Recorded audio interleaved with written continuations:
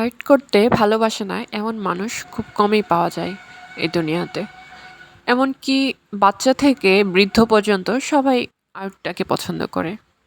সেজন্য এই আর্টটাকে আরও সহজ করে তোলার জন্য কিছু নিয়মকানুন ফলো করলে সেটা আরও বেশি সহজ হয়ে ওঠে।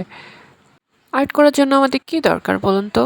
একটা পেন্সিল, একটা খাতা আর আর কিছুই না। একটা খাতা নিলাম। তখন এটার দিয়ে কি আমাদের আর্ট হয়ে যাবে? তাই নয়। এজন্য আর্ট করার জন্য আমাদের প্রথমেই প্রয়োজন কিছু চিন্তা করা। তো চিন্তা আমরা কিভাবে করব যে কি আঁকবো? আসলে একটা পেন্সিল এবং একটা খাতা নিলাম। এখন আমরা আঁকবোটা কি? আসলে সেই আঁকবোটা কি এটা অনেক পরে আসে। প্রথমেই আপনার এই সব চিন্তা সবকিছুই বাদ দিতে হবে। প্রথমে আমাদের চিন্তাই করা যাবে না যে আমরা আসলে আঁকবোটা কি?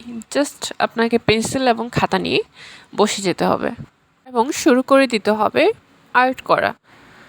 সেই সাথে আমাদের কি আঁকা যায় সেটা চিন্তা করার থেকে আমার মনে হয় এটা ভালো হবে আপনারা পেন্সিল নিয়ে খাতাটাতে কিছু একটা আঁকা শুরু করুন।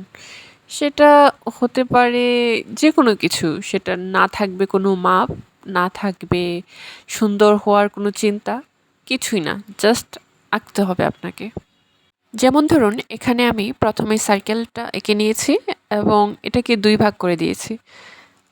আর এই ২ ভাগের মধ্যে আমি ঠিক করে রেখেছি যে আমার আকাশ কতটুক হবে এবং নিচের আমার জমিনটা কতটুক হবে।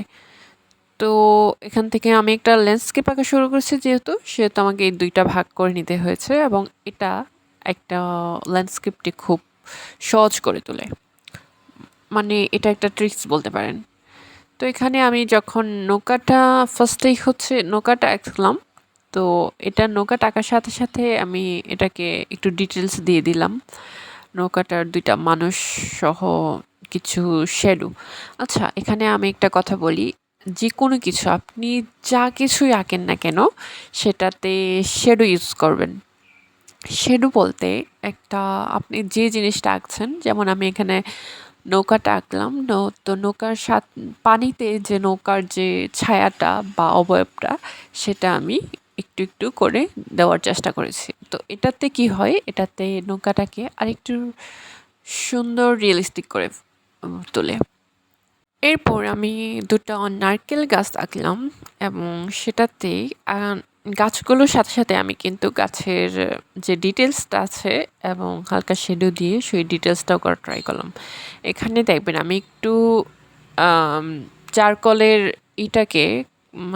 কালিটাকে একটু ম্যাশ করে নিয়েছি সেটা কটন বাড দিয়ে। এটা খুবই ভালো একটা পদ্ধতি। কেউ টিস্যু ইউজ করে, কেউ আবার নিজের হাতেই করে দেয়। তো আমি এখানে কটন বাড ইউজ করলাম। আর এভাবেই হচ্ছে গিয়ে এখানে পাতাগুলোও দিয়ে নিলাম।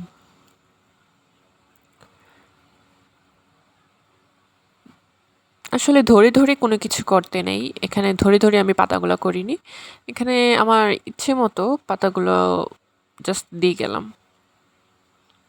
এভাবে আমি আমার বাকি ড্রয়িংটাও শেষ করে নিলাম, ডিটেলসটা। তো আপনারা আশা করি দেখবেন, সাথেই থাকুন।